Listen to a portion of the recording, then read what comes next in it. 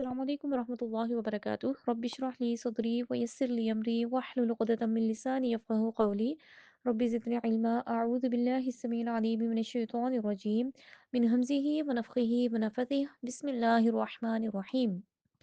لن تنالوا البر حتى تنفقوا چوتھے پارے کے سٹارٹ اللہ تعالیٰ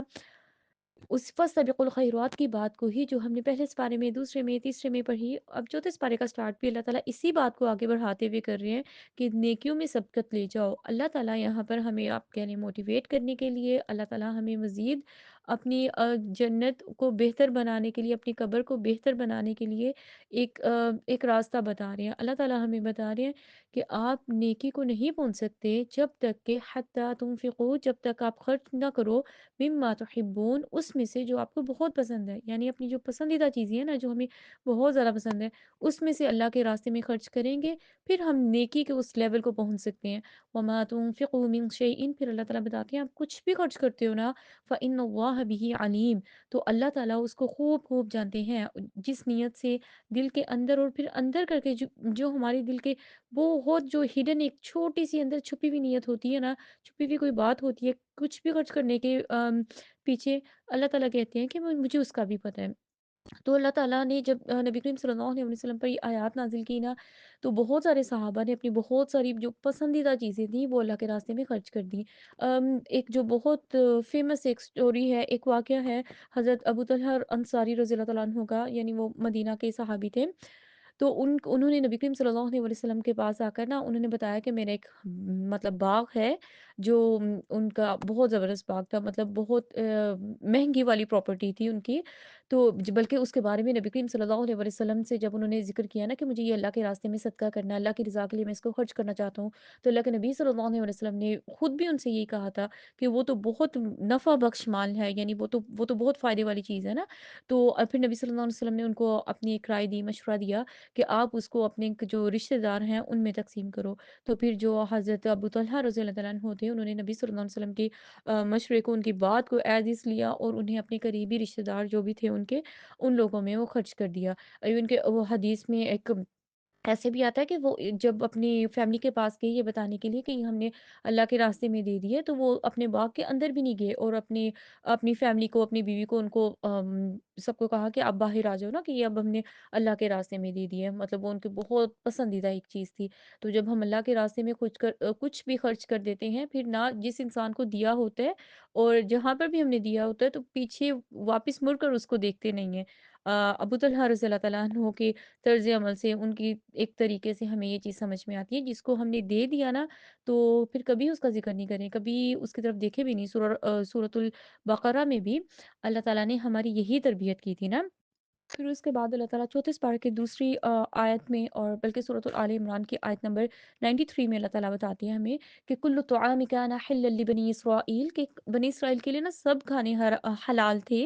الا ما حرم اسرائیل علی نفسی، لیکن سوائے ان چند کھانوں کے جو اسرائیل نے خود اپنے اوپر حرام کر لیے۔ اسرائیل مینس کہ بنی اسرائیل نہیں، اسرائیل لقب تھا حضرت یعقوب علیہ السلام کا، یعقوب علیہ السلام کی بات ہو رہی ہے۔ تو یہاں پر بات یہ تھی، یہ آیت کیوں اللہ نے نازل کی اور کس وجہ سے، کہ جو یہودی تھے نا، وہ آپ صلی اللہ علیہ وسلم کے پاس آ کر نا اعتراض کرتے تھے۔ کیا اعتراض کرتے تھے؟ وہ کہتے تھے کہ آپ اے نبی صلی اللہ علیہ وسلم، مطلب نبی صلی اللہ علیہ وسلم کو تو وہ محمد اس طرح کہتے تھے نا، کہ نا آپ دین ابراہیم کے مطلب ان کی پیروی کا اور ان کو ماننے کا دعویٰ بھی کرتے ہیں اور آپ ان کا گوشت بھی کھاتے ہیں۔ مطلب اس وجہ سے، کیونکہ جو یعقوب علیہ السلام تھے نا، ان لوگوں نے انہوں نے نا جیسے منت مانی ہوئی تھی، کچھ چیزیں اپنے اوپر نا حرام کی ہوئی تھی کہ یہ چیزیں میں نہیں کھاؤں گا، یعنی ان کی شریعت تھوڑی چینج تھی نا، تو انہوں نے نا کچھ چیزیں کہی ہوئی تھی اپنی بیماری کی وجہ سے کہ یہ میں نا نہیں کھاؤں گا، جس میں ان کا گوشت بھی تھا اور اس کا دودھ بھی تھا۔ تو یہودیوں کو یہ چیز نہ لگی کہ نا نبی صلی اللہ علیہ وسلم ابراہیم علیہ السلام کی پیروی کا دعویٰ بھی کرتے ہیں اور وہ تو یہ ان کا گوشت بھی کھاتے ہیں اور اس کا دودھ بھی پیتے ہیں۔ تو یہ چیز نا، تو اللہ تعالیٰ نے پھر فرمایا کہ نا یہ آیت نازل کی کہ یہودیوں کا یہ جو دعویٰ ہے نا، یہ جو بات ہے بالکل غلط ہے کہ حضرت ابراہیم علیہ السلام جو تھے نا، ان کا دین نبی صلی اللہ علیہ وسلم کے دین میں کوئی فرق نہیں ہے، مطلب وہ بھی سلیم الفطرت تھے، ان کا دین بھی بالکل فطرت کے مطابق تھا اور نبی صلی اللہ علیہ وسلم کا بھی فطرت کے مطابق تھا۔ تو حضرت ابراہیم علیہ السلام کے دین میں یہ چیزیں قطعاً حرام نہیں تھی، مطلب بالکل بھی حرام نہیں تھی۔ ہاں البتہ جو یعقوب علیہ السلام تھے، انہوں نے خود ہی اپنے اوپر کچھ چیزیں حرام کر لی تھی، وہی بات مطلب انہوں نے نظر مانی ہوئی تھی۔ اور یہ حضرت یعقوب علیہ السلام کا اپنا ذاتی فعل تھا، مطلب ان کا اپنا کام تھا، یہ وہ اس وجہ سے نہیں تھا کہ تورات میں یہ چیزیں حرام کی گئی ہیں یا ان کی شریعت میں یہ چیزیں حرام ہیں، کیونکہ جو تورات تھی نا، وہ تو موسیٰ علیہ السلام پر نازل ہوئی تھی اور وہ تو ابراہیم اور یعقوب علیہ السلام کے بہت دیر بعد نازل ہوئی تھی، کیونکہ موسیٰ علیہ السلام تو ان کے بعد ہے نا۔ تو یہ کیسے ہو سکتا ہے کہ تورات تو بعد میں آ رہی ہے لیکن یہودیوں پر حکم پہلے آ گیا ہے؟ ایسے تو نہیں ہو سکتا نا، ایک کتاب آئی ہی بعد میں ہے، تو اس میں یہ حکم یعقوب علیہ السلام کو کیسے مل گیا کہ نا جو تورات ابھی آئی بھی نہیں ہے اور اس کے اندر یہ حکم ہے کہ آپ نے یہ چیزیں نہیں کھانی؟ تو اللہ تعالیٰ ان کی نا اس بات کو واضح کر رہے ہیں سب مسلمانوں کے لیے، سب کے لیے، کہ یہ ان کی جھوٹی بات ہے جس کا ان کو خود بھی پتہ ہے۔ ایسا نہیں ہے کہ ان کو نہیں پتا، ان کو یہودیوں کو، کیونکہ وہ علم والے لوگ تھے، ان کو اپنی ہسٹری کا ساری چیزوں کا پتہ تھا۔ تو وہ جان بوجھ کر نا اس طرح کے پوائنٹس لاتے تھے، کیونکہ جو معصوم لوگ ہیں، جو مطلب پڑھے لکھے نہیں ہیں یا جن کو علم نہیں ہے پہلے وقتوں کا، یا جو پہلے انبیاء گزرے ہیں، کتابیں ان کو نہیں پڑھنی آتی، تو نا لوگوں کو کنفیوز کرنے کے لیے اپنے جو بھی ان کی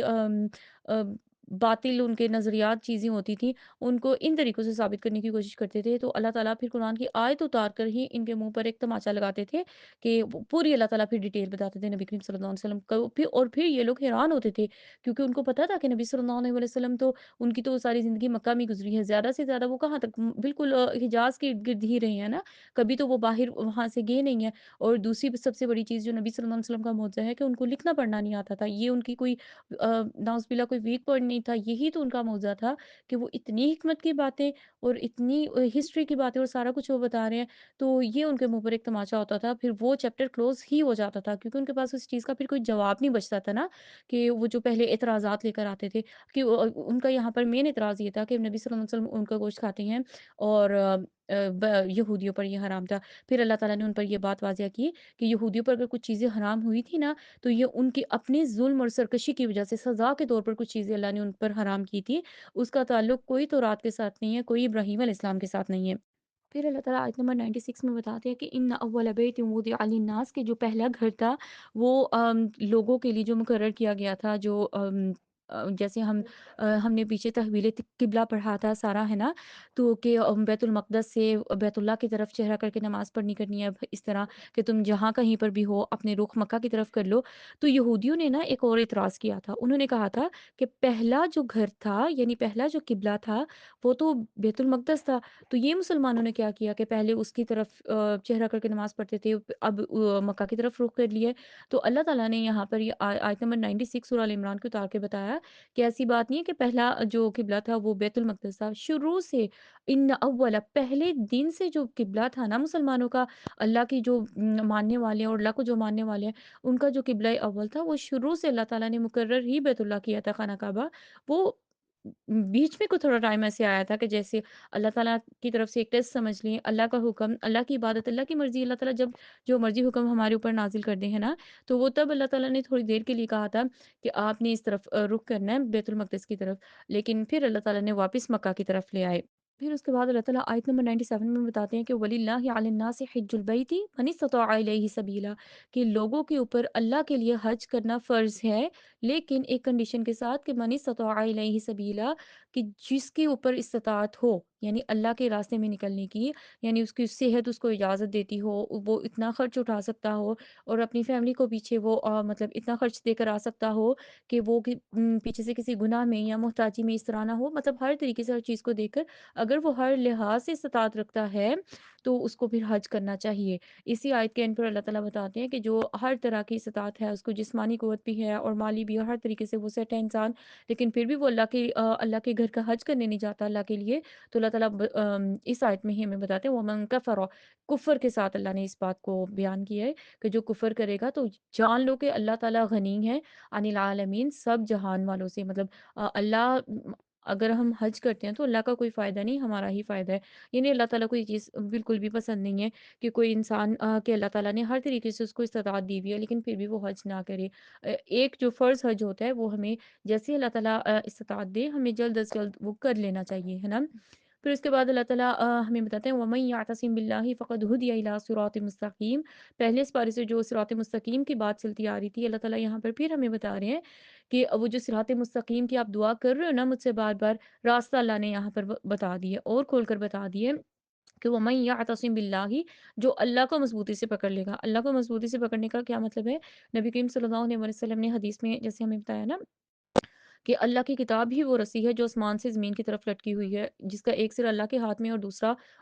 उसके हाथ में, मतलब जो पढ़ेगा, और वो मतलब कि कुरान है। तो अल्लाह की रस्सी अल्लाह का कुरान है। जैसे ही हम कुरान को थामते हैं, हम डायरेक्ट अल्लाह के साथ हम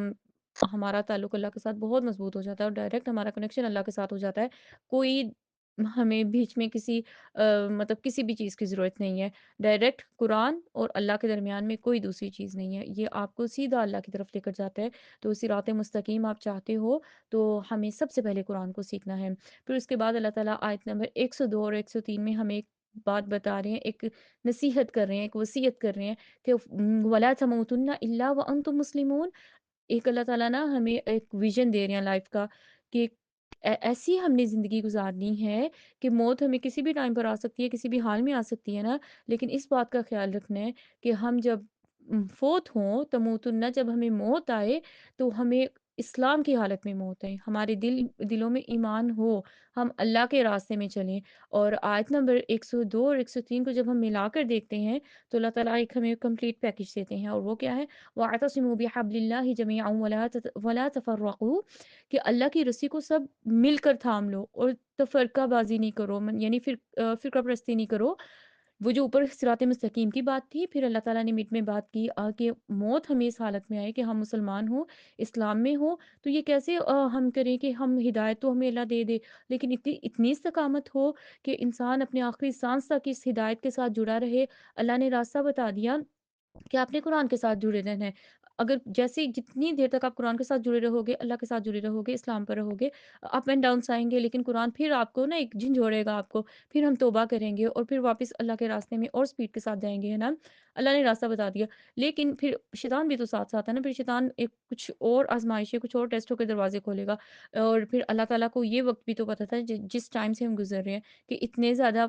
फ़िरके और चीज़ें हैं। तो अल्लाह ने हमें यहाँ पर नसीहत की कि जब अल्लाह के रास्ते में हम आते, जब हम अल्लाह के रास्ते पे नहीं होते ना, तो शैतान कुरान को हमारे लिए बड़ा मुश्किल करके दिखाता है कि टाइम नहीं है और इस तरह ये वो, तो हम सीखने में ही इतना टाइम लगा देते हैं, यानी वो स्टार्ट करने में इतना टाइम लगाते हैं। सीखने में जितना मर्ज़ी टाइम लगे वो कोई मसला नहीं है, सॉरी थोड़ा-सा गलत बोल गई हूँ। लेकिन वो जो पहला स्टेप लेने में ही शैतान हमें इतना डिले करवाई जाता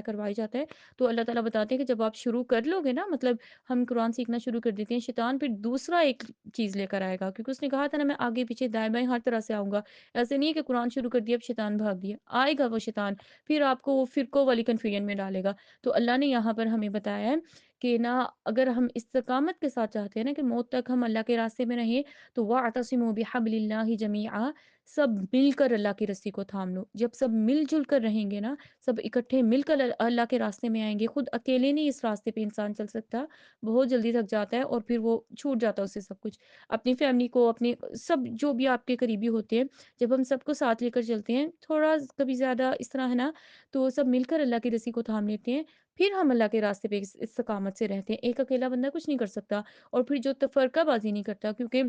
जो फ़िरकों के रास्ते में पड़ जाता है ना, किसी एक इंसान के पीछे, मतलब कोई भी किसी भी आलिम का या किसी का भी आप सुनते हो और आप कहते हो कि इन्हीं की बात सच है, बाकी सबकी झूठ है, ऐसा नहीं होता। इंसान होने की हैसियत से ना, कोई बहुत बड़े आलिम भी हो, किसी से भी गलती हो सकती है। तो हम हमेशा वेरीफ़ाई करें, हमेशा कुछ भी पढ़ें, कुछ भी सीखें इस्लामिक उसमें अल्लाह की बात, तो हम उसको कुरान में से और नबी करीम सल्लल्लाहु अलैहि वसल्लम की हदीस में से एक दफ़ा ज़रूर चेक कर लें कि ये चीज़ ऑथेंटिक है भी कि नहीं। کیونکہ اللہ تعالیٰ نے تو اب یہ علم اتنا آسان کر دیا ہمارے لیے، آج کا ابھی چیک کرنا کچھ بھی مشکل نہیں ہے، ٹھیک ہے؟ تو فرقہ بازی نہیں کرنی اور اللہ کی رسی کو تھامنا ہے۔ اگر ہم چاہتے ہیں کہ موت تک ہم اسلام میں رہیں، اللہ کی رسی کو تھامے رکھنا ہے اور سب نے مل جل کر، کیونکہ اللہ کی رسی ہی اللہ کی کتاب ہے اور اسی سے ہم ڈائریکٹ اللہ کے ساتھ جڑ جاتے ہیں۔ پھر اس کے بعد آیت 10 میں یعنی 110 میں اللہ تعالیٰ فرماتے ہیں کنتم خیر امت اخرجت للناس، کہ تم بہترین امت ہو جو لوگوں کے لیے نکالی گئی ہے۔ وجہ کیا ہے؟ تأمرون بالمعروف، تاکہ تم نیکی کا حکم دو۔ یعنی نبی صلی اللہ علیہ وسلم کی امت کو اگر بہترین امت کہا گیا نا، تو وہ کس بنا پر کہا گیا؟ مطلب اللہ تعالیٰ نے 3 صفات بیان کی ہیں کہ یہ 3 کام کرو آپ، کیونکہ آپ بہترین امت ہو۔ وہ کون سے 3 کام ہیں؟ نیکی کی طرف بلانا، اور منکر یعنی کہ برائی سے روکنا، اور اللہ پر ایمان لانے کی سب کو تلقین کرنا، اور خود بھی اپنے ایمان کی فکر کرنا۔ تو جب یہ 3 کام ہم کریں گے تب ہم وہ بہترین امت کی اس میں رہیں گے، لسٹ میں رہیں گے، ہے نا؟ پھر اس کے بعد اللہ تعالیٰ نبی کریم صلی اللہ علیہ وسلم نے نا ہمیں ایک بات بتائی ہے، کیونکہ اب یہ کام تھا نبیوں کا، رسولوں کا، کہ لوگوں کو برائی سے بچانا، روکنا اور نیکی کا حکم دینا، اور ان کے ایمان میں مطلب کسی کا ایمان اگر لو جا رہا ہے تو ان کی ہیلپ کرنا، اس طرح ہے نا، نبیوں کا کام تھا۔ اب قیامت تک نبی رسول تو کوئی نہیں آئے گا، تو نبی صلی اللہ علیہ وسلم کی جو امت ہے اللہ تعالیٰ نے ان کے اوپر ہی یہ ذمہ داری لگا دی نا۔ تو نبی کریم صلی اللہ علیہ وسلم نے ہمیں ایک حدیث ہے جو بہت ڈرا دینے والی ہے، کہ اللہ کے نبی صلی اللہ علیہ وسلم نے فرمایا کہ نا ہمیں امر بالمعروف نہیں انل منکر، یعنی کہ نیکی کا حکم دیتے رہنا چاہیے، برائی سے ہمیں نا لوگوں کو روکتے رہنا چاہیے۔ لیکن جو انسان اس چیز کو چھوڑ دیتا ہے نا، یعنی وہ لوگوں کو نیکی کا حکم دینا چھوڑ دیتا ہے، برائی سے روکنا چھوڑ دیتا ہے، تو اللہ تعالیٰ پھر ایسے لوگوں کی دعائیں قبول نہیں کرتے، اور ایسی قوم کے سر پر عذاب ہوتا ہے۔ یعنی جو لوگ یہ کام بالکل ہی ختم کر دیتے ہیں نا، کوئی مطلب ایک ایسا بھی مائنڈ سیٹ ہے نا کہ خود ہم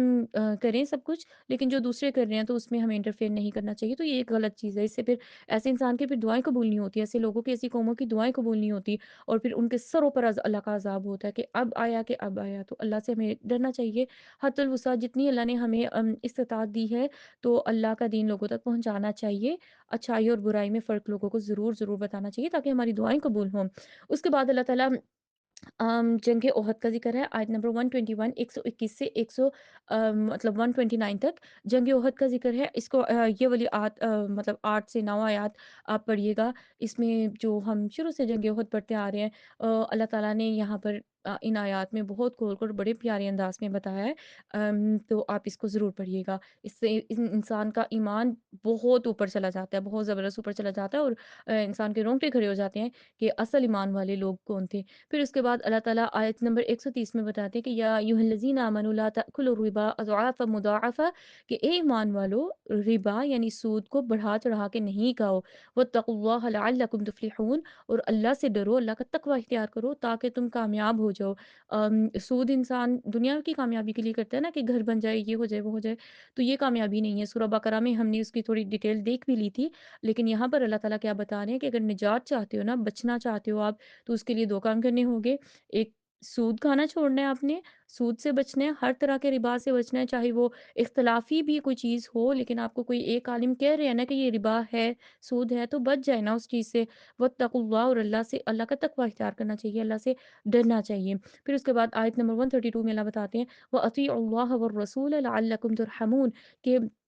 اللہ کی رحمت اب ہمیں کیسے ملے، کیسے ہم اللہ کی رحمتیں پائیں؟ تو اللہ تعالیٰ نے یہاں پر ہمیں طریقہ بتا دیا، اللہ کی اطاعت کریں، اللہ کی بات مانیں، رسول اللہ صلی اللہ علیہ وسلم کی بات مانیں گے تو اللہ کی رحمتیں اترتی ہی جائیں گی۔ بلکہ اگلے سپاروں میں اس سے بھی خوبصورت بات ہم پڑھیں گے کہ جو لوگ اللہ اور رسول کی اطاعت کرتے ہیں، اللہ تعالیٰ ان کو کیا کچھ دیتے ہیں، انشاءاللہ بسم اللہ ہم پڑھیں گے۔ پھر اللہ تعالیٰ نیکسٹ آیت میں ہمیں وہی ریمائنڈر دے رہے ہیں جو ہم نے پڑھا تھا فاستبقوا الخیرات والا، کہ اللہ کے لیے ہم نیکیوں میں دوڑ لگائے، ریس لگائے ایک دوسرے سے۔ یہاں پر بھی اللہ تعالیٰ بتا رہے ہیں وَسَارِعُوا إِلَىٰ مَغْفِرَةٍ مِّن رَّبِّكُمْ وَجَنَّةٍ، کہ دوڑو اللہ کے راستے میں، اللہ کی بخشش کی طرف، اللہ کی جنتوں کی طرف دوڑو، جس کا عرض یعنی جنت کی اللہ بات کریں زمین و آسمان کے برابر ہے۔ اور پھر اللہ تعالیٰ بتاتے ہیں کہ اعدت للمتقین، کہ وہ جو جنت ہے نا متقین کے لیے تیار کی گئی ہے جو تقوی کے راستے پر رہتے ہیں۔ پھر اس کے بعد اللہ تعالیٰ ایک بہت ہی پیاری آیات، آیت نمبر 134 135، بہت ہی پیاری آیات ہیں۔ پیاری کیوں ہیں؟ کیونکہ اللہ تعالیٰ اس میں نا ہم ایک بات بتا رہے ہیں کہ اللہ تعالیٰ کی محبت کن لوگوں کے لیے ہے، جو ہم نے سٹارٹ میں پڑھا تھا کہ اللہ کی محبت ہوتی ہے اور ہم اللہ سے مانگ رہے ہوتے ہیں، اس کے لیے سب سے پہلے سٹیپ کیا ہوتا ہے کہ جو نبی صلی اللہ علیہ وسلم نے کیا، सबसे पहले उन्होंने दुआ की कि अल्लाहुम्मा इन्नी अस्अलुका, कि या अल्लाह मैं आपसे माँगता हूँ, या अल्लाह हम आपसे माँगते हैं हुब्बक, आपकी मोहब्बत, व हुब्ब मन युहिब्बिक, और उसकी मोहब्बत जिससे आप मोहब्बत करते हो। तो यहाँ पर अल्लाह ने एक बात बता दी है हमें कि मैं किससे मोहब्बत करता हूँ। वल्लाहु युहिब्बुल मुहसिनीन, अल्लाह ताला मुहसिनीन के साथ मोहब्बत करते हैं। अब मुहसिनीन कौन लोग होते हैं, उनके अंदर क्या वो काम करते हैं और क्या सिफ़ात होती हैं। एक तो इसका मतलब मुहसिनीन का ये है कि वो लोग ना एहसान के दर्जे पर काम करते हैं। यानी एक किसी ने आपके साथ नेकी कर दी, वो उससे बढ़कर नेकी करते हैं ना, यानी एहसान के लेवल पर हर काम करते हैं। और यहाँ पर इन आयत में अल्लाह ताला ने जो उनकी 3 वजूहात बताई हैं जिन वजहों से अल्लाह ताला उनसे मोहब्बत करते हैं, कि तंगी और खुशी में, यानी हर हाल में वो अल्लाह के रास्ते में खर्च करते हैं। अल्लज़ीना युनफ़िक़ूना फ़िस्सर्राइ वद्दर्राइ, कि जब उनके पास बहुत सारे पैसे होते हैं तब भी वो अल्लाह के रास्ते में देते हैं। जब उनके पास कम होते हैं, उनको नज़र आ रहा होता है बहुत सारी ज़रूरियात है, शायद ख़त्म नहीं हो जाए हमारे पास कुछ भी इसरा, तब भी वो अल्लाह के रास्ते में कम ही सही लेकिन ज़रूर देते हैं, और ऐसा खर्च अल्लाह को बहुत पसंद है। नंबर 2 पर अल्लाह बताते हैं वल काज़िमीनल ग़ैज़, कि वो गुस्से को पी जाने वाले हैं। यानी गुस्सा ऐसा नहीं है कि आता नहीं है, गुस्सा मतलब एक नेचुरल चीज़ है ना, हम इंसान हैं, हमें गुस्सा आ जाता है किसी भी गलत चीज़ पे, या कभी गुस्सा आ जाता है कभी इंसान को सही चीज़ पर भी और कभी गलत पर भी, है ना? तो कभी हम खुद ही गलत होते हैं लेकिन फिर भी गुस्सा आया होता है। तो अल्लाह ताला बता रहे हैं ऐसे जो लोग हैं ना, जो मुहसिनीन हैं, जिनसे अल्लाह प्यार करते हैं, वो गुस्सा पी जाने वाले हैं, यानी वो अपने गुस्से को कंट्रोल करते हैं। और नबी सल्लल्लाहु अलैहि वसल्लम ने उसका तरीका बताया, आउज़ बिल्लाह पढ़ेंगे, वुज़ू करेंगे, और या पानी पी मतलब अगर आप खड़े हो ना तो बैठ जाओ, बैठे हो तो लेट जाओ, यानी वो जगह छोड़ दो आप, गुस्सा इंशाल्लाह जाता रहेगा। और ताउज़ हम पढ़ें, ला हौला वला कुव्वता इल्ला बिल्लाह पढ़ें, शैतान भाग जाएगा। वल आफ़ीना अनिन नास, और लोगों को माफ़ करते हैं। कभी ऐसे होता है ना, इंसान सोचता है कि मुझे गुस्सा आ गया बहुत ज़्यादा और गलत चीज़ पर आया। वो नेक्स्ट पर्सन ने, जो अगला इंसान है जिस पे गुस्सा आया, उसने गलत किया तो मुझे गुस्सा आया ना। तो अल्लाह ताला यहाँ पर हमें तरीका बता रहे हैं कि वल आफ़ीना अनिन नास, के लोगों को वो माफ़ करते हैं। कुछ गलत कर भी दिया ना, हम भी तो अल्लाह से माफ़ी ही चाहते हैं ना, तो लोगों को भी हमें माफ़ करना आना चाहिए। वल्लाहु युहिब्बुल मुहसिनीन, और अल्लाह मोहब्बत करते हैं मुहसिनीन के साथ। बल्कि अल्लाह ताला फिर नेक्स्ट आयत में एक और बात बताते हैं शॉर्टकट के, उसको हम थोड़ा-सा टच कर लेते हैं। लेकिन 34, 35, 36 आयत आप इसको खुद भी पढ़िएगा, कि उन लोगों की एक सिफ़त और भी है, कि वलम युसिर्रू, कि वो इसरार नहीं करते हैं। जो गलतियाँ उनसे हो जाती है ना, वो उस पर ना बार-बार नहीं उसको करते। जब भी हो जाती है तौबा कर लेते हैं। वो उसको जस्टिफ़ाई नहीं करते रहते। अपनी जो गुनाह होते हैं या जो अपनी गलतियाँ होती हैं, एक वो इंसान होता है फ़ौरन मान के तौबा कर लेता है। एक वो इंसान होता है कि जो ना उसकी एक तरह से उसको एक्सप्लेन करता रहता है कि ये वजह थी और इस तरह था, यानी वो फ़ौरन से तौबा नहीं करता, है ना? तो ऐसा नहीं हमें करना चाहिए, इसरार नहीं करना चाहिए, ह और छोटे-छोटे गुनाह मिलकर ही बहुत बड़े-बड़े गुनाह बन जाते हैं ना? तो किसी भी गुनाह को छोटा समझ के उसको हमेशा नहीं करते रहना चाहिए, ये अल्लाह को नहीं पसंद ना। तो जो मुहसिनीन होते हैं, एक तो वो अपने गुनाहों पर इसरार नहीं करते, और वो फ़ौरन से इस्तिग़फ़ार करते हैं, तौबा इस्तिग़फ़ार करते हैं। फिर उसके बाद अल्लाह ताला आयत नंबर 140 और 141 में हमें बताते हैं कि वतिलकल अय्यामु नुदाविलुहा बैनन नास, कि ये जो दिन है ना, यानी अच्छे और बुरे दिन आ जाना, कभी इंसान ईमान के एतबार से भी और दुनियावी ज़िंदगी और अपनी हर खुशहाली में होता है, और कभी उसके ऊपर बुरा टाइम होता है ना? तो ये अल्लाह ताला के काम है, अल्लाह के टेस्ट हैं, इनको हम चैलेंज नहीं कर सकते। अच्छे और बुरे हालात में हमने बस अल्लाह के वादों पर यकीन रखना है और अल्लाह के रास्ते में लगे रहना है। बस कुरान को नहीं छोड़ना। कुरान को पकड़े रखेंगे ना, तो अल्लाह के रास्ते पे रहेंगे इंशाल्लाह बिज़निल्लाह। लेकिन वो आते क्यों हैं? वो जो हमने दूसरे सिपारे में भी देखा था, एक अल्लाह ताला ईमान वालों को और काफ़िरों को अलग करने के लिए आते हैं, और कि अल्लाह ताला टेस्ट करने के लिए कि वाक़ई में किसने मेरा रास्ता चुना है। और वो हर अच्छे बुरे हालात में, किसी के ऊपर अच्छे हालात भी आते हैं, और वो उसके लिए टेस्ट होता है कि अल्लाह देखते हैं कि अब सब कुछ इसके हाथ में है, तो ये क्या करता है इंसान? मुझसे डरता है, तकवा करता है। यानी जैसे मोबाइल है ना, हमारे हाथ में अल्लाह ने हर कुछ दे दिया। तो अब अकेले में इंसान इसका अच्छा यूज़ करता है या बुरा करता है, टोटली हमारे अपने ऊपर है। एकदम से कोई अज़ाब नहीं आएगा, कोई कुछ नहीं आएगा, अल्लाह की तरफ से कोई सज़ा नहीं आएगी। लेकिन हाँ, उसका जो रिज़ल्ट है वो हमेशा के लिए लिखा जाएगा। अगर हम कोई गुनाह की चीज़ बंद कर देते हैं, छोड़ देते हैं कुछ भी, तो वो अल्लाह को बहुत ज़्यादा पसंद है, वो हम ईमान वालों में लिखे जाएँगे। और अगर हम कर जाते हैं, तो फिर हमें अल्लाह से डरना चाहिए। और अल्लाह ताला फिर इन्हीं आयत में बताते हैं, ताकि अल्लाह ताला काफ़िरों को अलग कर दें, और यानी अल्लाह ताला ना फ़र्क बता दें हमें ना, और अल्लाह के यहाँ भी फ़र्क वाज़िया हो जाए। फिर अल्लाह ताला आयत नंबर 146 में बताते हैं कि वल्लाहु युहिब्बुस साबिरीन, कि अल्लाह ताला किससे मोहब्बत करते हैं? صبر کرنے والوں پر، یعنی کہ جن کے اوپر تکلیفیں آتی ہیں، آزمائشیں آتی ہیں، اور وہ کیسے کس طرح کا اخلاق اپنا ظاہر کرتے ہیں اللہ کے سامنے کہ وہ صبر کرتے ہیں۔ نہ تو وہ اللہ کے راستے میں سست پڑتے ہیں، نہ وہ کمزور پڑتے ہیں، اور نہ ہی وہ تھکتے ہیں۔ یعنی ایک انسان وہ ہوتا ہے نا کہ میں اللہ سے دعائیں کر کر کے تھک گیا ہوں، نہیں، جو اللہ کے صبر کے ساتھ اللہ کے راستے میں لگے رہتے ہیں نا، وہ کبھی بھی تھکتے نہیں ہیں۔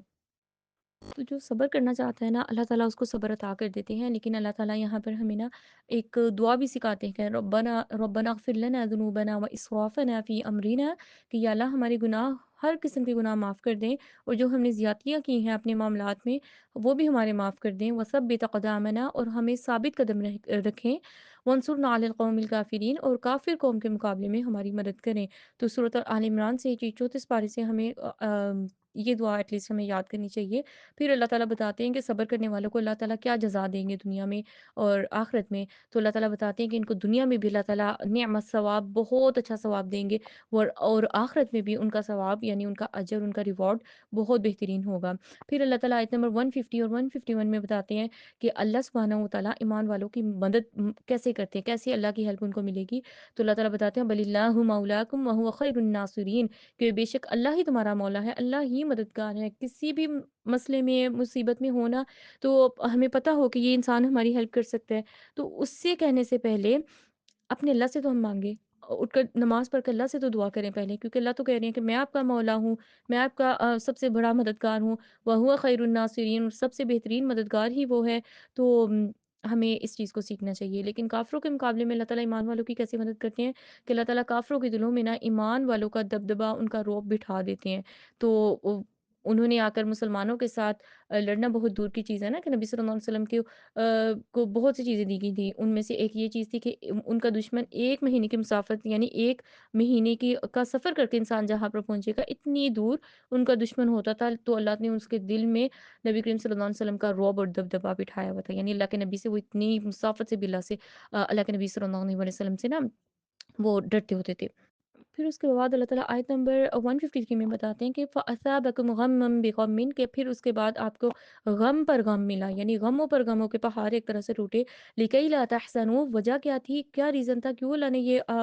اتنے سارے غم دیے ان کو، لِكَيْ لَا تَحْزَنُوا، تاکہ آپ غم نہیں کرو، عَلَىٰ مَا فَاتَكُمْ، ان چیزوں پر جو آپ سے چلی گئیں، یعنی جو ہاتھوں سے نکل گیا، جو چلا گیا اس پر غم نہیں کرو، وَلَا مَا أَصَابَكُمْ، اور نہ ہی ان غموں پر جو آپ کو ملے، تاکہ بندہ نا مطلب انسان پر اللہ تعالیٰ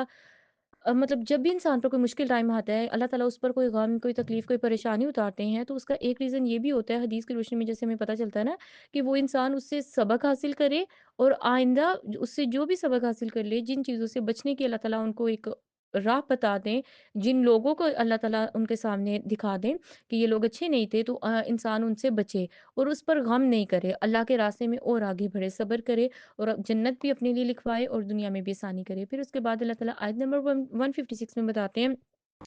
یا ایھا الذین آمنوا لا تکونوا کالذین کفروا، کہ اے ایمان والو آپ کافروں کی طرح نہ ہو جانا، مطلب کافروں کے لائف سٹائلز، کافروں کا پہننا، ان کی ڈریسنگ، ان چیزوں سے ہمیں امپریس نہیں ہونا چاہیے۔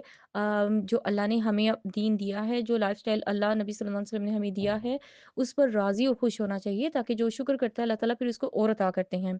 اور اللہ تعالیٰ یہاں پر نا ایک عقیدے کی تردید بھی کر رہے ہیں، ایک مطلب جو برا عقیدہ، باطل عقیدہ، اس کا بھی بتا رہے ہیں کہ جو کچھ کافر ایسے تھے کہ جب مسلمانوں پر، کیونکہ جہاد کی بات ہو رہی ہے نا، تو جہاد کے لیے وہ نکلے اور کچھ لوگ شہید ہو گئے، کچھ بھی اس طرح نا، تو انہوں نے اس طرح کی باتیں ان کو کی تھیں کہ نا اگر آپ لوگ ہمارے ساتھ رکتے اور مطلب آپ لوگ نہیں جاتے تو ایسے مارے نہ جاتے۔ تو اللہ تعالیٰ یہاں پر ان کو بتا رہے ہیں کہ نا یہ جو بات ہے نا کہ جو نہ جاتا وہ مر جاتا، اور کاش ایسا نہیں ایسا ہو جاتا، یعنی ہم کچھ بھی ہمارے ساتھ ہو جاتا ہے تو ہم سوچتے ہیں نا کہ چاہے ہم نے ایسے نہ کیا ہوتا تو ایسے ہو جاتا، تو اللہ کے نبی صلی اللہ علیہ وسلم نے ہمیں بتایا کہ لو کا جو ورڈ ہے نا، کاش کا جو لفظ ہے، یہ نا شیطان کی طرف سے ہے، تو ہمیں ایسا نہیں، جو ہو گیا نا تو ہم اس پر کیا کہیں، قدر اللہ ما شاء فعل، اللہ نے جیسا تقدیر میں لکھا تھا نا ویسا ہو گیا۔ تو جو درست عقیدہ ہے، ٹھیک عقیدہ ہے، حق پر جو بات ہے وہ کیا ہے کہ اللہ جو چاہتا ہے وہ کرتا ہے، ہر انسان کی مرنے کی جگہ، اس کے رزق کی جگہ، ہر چیز پہلے سے طے شدہ ہے، اللہ نے ہر چیز پہلے سے لکھ کر رکھی ہوئی ہے، تو جو ہو جاتا ہے وہ اللہ کی طرف سے، اللہ کے اذن سے ہو گیا، اسی پر ہمارا ایمان اور عقیدہ ہونا چاہیے۔ اس کے بعد آیت نمبر 159 میں اللہ تعالیٰ نبی کریم صلی اللہ علیہ وسلم کی کوئی بہترین صفات ہمیں بتا رہے ہیں کہ کیا وجہ تھی کہ لوگ भागते हुए उनकी तरफ आते थे, और जो एक दफ़ा देख लेता था, मिल लेता था, वो उसका जाने का दिल नहीं करता था। और इंसान लोग इस बात की ख़्वाहिश रखते थे कि वो अल्लाह के नबी सल्लल्लाहु अलैहि वसल्लम के साथ ज़्यादा से ज़्यादा टाइम गुज़ार सकें, ज़्यादा से ज़्यादा टाइम गुज़ार सकें। तो इस आयत में अल्लाह ताला हमें ना एक अच्छे लीडर की, चाहे वो घर का लीडर हो, चाहे वो किसी मस्जिद का, चाहे वो किसी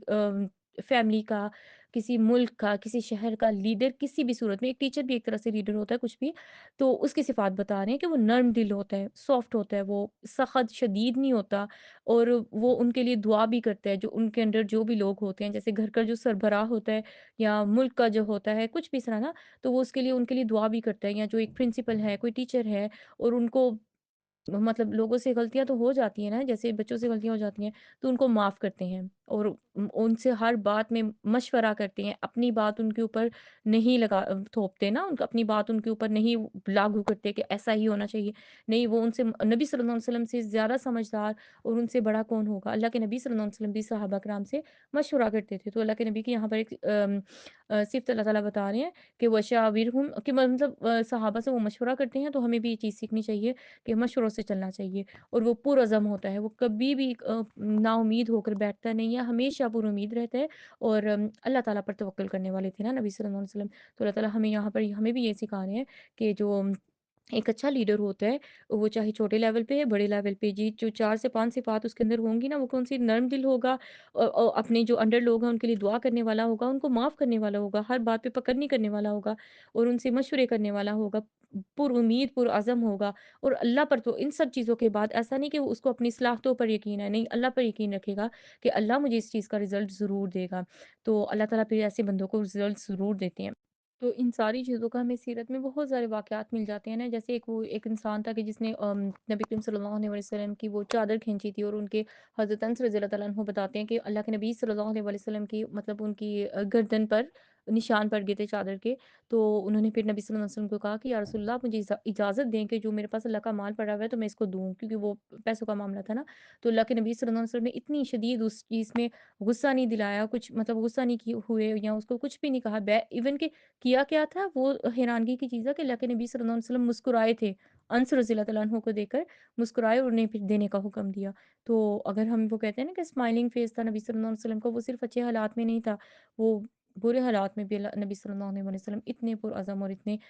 पुरउम्मीद रहते थे। फिर उसके बाद अल्लाह ताला ना आयत नंबर 60 को आप ज़रा गौर और फ़िक्र के साथ पढ़िएगा। इंशाअल्लाह इसमें से भी बहुत ज़बरदस्त आपको पॉइंट्स मिलेंगे, और ईमान बहुत बेहतर होगा। आयत नंबर 64 में, 164 में अल्लाह ताला बताते हैं, लक़द मन्नल्लाहु अलल मुमिनीन। अल्लाह सुब्हानहू व तआला का मोमिनों पर, मुसलमानों पर पता क्या एहसान बता रहे हैं अल्लाह ताला, कि उन पर अल्लाह ताला ने उनके लिए, उनको सिखाने के लिए अल्लाह ने एक एहसान किया है मुसलमानों पर, कि एक नबी सल्लल्लाहु अलैहि वसल्लम यानी रसूल भेजे, और उनको फिर किताब और हिकमत अता की, ताकि वो हमारे तज़किये करें, यानी हमारे जो नफ्सों की बुराइयां हैं, हमें हमारा तज़किये नफ्स करें। तो अल्लाह ताला का ये हमारे ऊपर एहसान है, और नबी सल्लल्लाहु अलैहि वसल्लम ने अपनी वो ज़िम्मेदारी जो अल्लाह ने उनको दी थी, कितनी अहसन अंदाज, कितना खूबसूरत उन्होंने हर चीज़ हम तक पहुँचा दी ना। तो फिर हमारे ऊपर अब जो ज़िम्मेदारी है कि जो अल्लाह ने हमें सिखा दी है, हमारी ज़िम्मेदारी है कि अपने बच्चों में, अपनी फ़ैमिली में हर लोगों को अल्लाह का हुक्म, अल्लाह की जो बात है वो पहुँचाएँ। फिर उसके बाद अल्लाह ताला आयत नंबर 172 में एक बात बताते हैं हमें। अल्लाह ताला क्या बताते हैं कि कुछ लोग ऐसे हैं कि जिनके लिए बहुत बड़ा अजर है, अजर अज़ीम है, यानी कि अल्लाह ताला दुनिया और आखिरत में उनको बहुत ज़्यादा देने वाले हैं। वो कौन से लोग हैं? अल्लज़ीना इस्तजाबू लिल्लाहि व रसूली, कि जो अल्लाह और रसूल की बात मानते हैं, जिन्होंने अल्लाह और रसूलुल्लाह सल्लल्लाहु अलैहि वसल्लम की बात मानी ना, हालाँकि किसके बात मानी? ऐसा नहीं कि इस्लाम लाने के बाद, बहुत बुरे हालात देखने के बाद उन्होंने अल्लाह की बात मानी। यानी कि बहुत ज़्यादा आज़माइशें थीं, उस वक़्त में उन्होंने अल्लाह की और रसूलुल्लाह सल्लल्लाहु अलैहि वसल्लम की बात मानी। तो मतलब उन तक तो जो भी तकलीफ़ें, गम, आज़माइशें उनको पहुँची, उन पर सब्र किया, और फिर अल्लाह ताला बताते हैं कि ये वो लोग हैं लिल्लज़ीना अहसनू, कि जिन्होंने एहसान किया, बहुत ज़बरदस्त नेकियां कमाई, मिनहुम, इनमें से, वत्तक़ौ, और तक़वा इख्तियार किया, अजरुन अज़ीम, इन लोगों के लिए बहुत बड़ा अजर है। यानी कि जो मुश्किल हालात में अल्लाह की बात मानता है ना, और मानता चला जाता है, अल्लाह के रास्ते में चलता और चला चला जाता है, रुकता नहीं है, पीछे मुड़कर नहीं देखता, अल्लाह से कोई एतराज़ात नहीं करता, कुछ भी नहीं करता, नेकी के रास्ते पे लगा रहता है ना, और तकवा इख्तियार करता है, इसको अल्लाह का वादा है कि ऐसे लोगों को अल्लाह ताला बहुत बड़ा अजर देने वाले हैं, बहुत बड़ा रिवॉर्ड देने वाले हैं। फिर उसके बाद आयत नंबर 80 में अल्लाह ताला बुख़्ल के बारे में बताते हैं, यानी कंजूसी के बारे में बताते हैं कि अल्लाह ने आपको कुछ भी दे दिया ना, اس آیت میں سیکھنے کی کیا چیز ہے، اس کو ہم اپنے تک محدود نہیں رکھیں۔ مطلب بخل ہم سمجھتے ہیں نا کہ کنجوسی اللہ کو نہیں پسند۔ کوئی ضرورت مند آ جائے، اس کو چاہے آدھی کھجور کا حدیث میں ہمیں ملتا ہے نا، تو مطلب جتنا منیمم ہم تھوڑے سے تھوڑا جتنا دے سکتے ہیں، ہمیں ضرور کسی کو دے کر بھیجنا چاہیے، اور وہ ضروری نہیں کہ جیسے کوئی ہیلپ کے لیے آئے، نہیں۔ ہمیں جہاں پر کہیں پر بھی ہمیں کچھ بھی نظر آئے، کچھ بھی ضرورت کی چیز ہو، تو ہمیں وہ ضرور کرنی چاہیے، ہمیں پیچھے نہیں ہٹنا چاہیے۔ جوڑ کر رکھنا اللہ تعالیٰ کو مطلب obviously جوڑ کر رکھتے ہیں تو زکوٰۃ ہوتی ہے نا، لیکن یہ ہے کہ کسی صرف جوڑنا اور خرچ نہیں کرنا، یہ اللہ کو نہیں پسند۔ خرچ بھی کرتے چلے جائیں اور اس نیت سے کہ گھر والوں پر بھی خرچ کرتے ہیں تو اللہ تعالیٰ اور دیں گے، اور سب سے بہترین صدقہ ہے۔ آیت نمبر 186 میں اللہ تعالیٰ پھر ہمیں تقویٰ اور صبر کے بارے میں بتاتے ہیں کہ یہ بڑے ہمت کے کاموں میں سے ہے۔ یہ صبر اور تقویٰ جو اس بارے میں ہم بار-بار پڑھ رہے ہیں نا، تو ایسا نہیں ہے کہ ہمیں بیٹھے-بیٹھے صبر آ جائے گا۔ جو دوسرے پارے میں ہم نے سیکھا تھا کہ جن کو چھوٹی چیزوں پہ صبر کرنے کی عادت ہوتی ہے نا، جن کی ٹریننگ ہوتی ہے، وہی بڑی چیزوں پر صبر کر سکتے ہیں۔ اور تقویٰ تو لائف ٹائم ہمارے ساتھ ہے، یعنی تقویٰ پریکٹس کرنا، یہ وہ تقویٰ ہی ہے نا کہ جو ہمیں صبح سردیوں میں فجر کے ٹائم پر بیڈ سے اٹھا کر جائے نماز پہ کھڑا کرتا ہے، تقویٰ ہے۔ تقویٰ دن میں ہمیں ہر سیکنڈ پریکٹس کرنا ہوتا ہے۔ جتنا ہم تقوی میں اچھا ہوتے ہیں، اتنا ہمارا اللہ کے ساتھ تعلق بہت بہترین ہوتا ہے اور اللہ تعالیٰ خوش ہوتے ہیں۔ پھر آیت نمبر 200 میں اللہ بتاتے ہیں، آیت نمبر 200 میں بتاتے ہیں، یا ایھا الذین آمنوا اصبروا، کہ اے ایمان والو صبر اختیار کرو، وصابروا ورابطوا واتقوا اللہ لعلکم تفلحون۔ صبر کرو، وصابروا، صبر کی تلقین کرو، خود بھی صبر کے ساتھ زندگی گزارو، لوگوں کو بھی صبر سکھاؤ، اور ورابطوا، اور جو چیز ہم نے سیکھ لی ہے نا، جو بھی ہے اس پر جم جاؤ، استقامت رکھو، اور جو شروع کر دیتے ہیں نا ہم اچھے کام، اس کو کرتے چلے جانا ہوتا ہے ہم نے۔ ہم سوچتے ہیں نا کہ جیسے اللہ نے کہا تھا صدقہ کرو اللہ اور دیں گے، تو شاید ہمیں فوراً نہیں ملے، تو ایسا نہیں ہے کہ ہم صدقہ کرنا چھوڑ دیں گے، ہم کرتے رہیں گے، ہو سکتا ہے اللہ تعالیٰ نے ایک ساتھ ہی بہت کچھ دینا ہو، ہے نا؟ واتقوا، اور تقوی اختیار کرو، لعلکم تفلحون، تاکہ تم کامیاب ہو جاؤ، دنیا اور آخرت میں کامیابی کا راز ہے۔ یہاں پر سورۃ آل عمران ہماری 34 پارے میں کمپلیٹ ہو جاتی ہے۔ سورۃ النساء انشاءاللہ بإذن اللہ ہم 5 پارے کے ساتھ جوڑ کر دیکھیں گے اس کو، تاکہ وہ سیکوینس اور وہ ریدھم نہیں ٹوٹے۔ اور سورۃ آل عمران یہاں پر کمپلیٹ ہو جاتی ہے، اور اسی پر آج ہم آج کا لیسن اپنا ختم کرتے ہیں۔ جزاکم اللہ خیرا کثیرا۔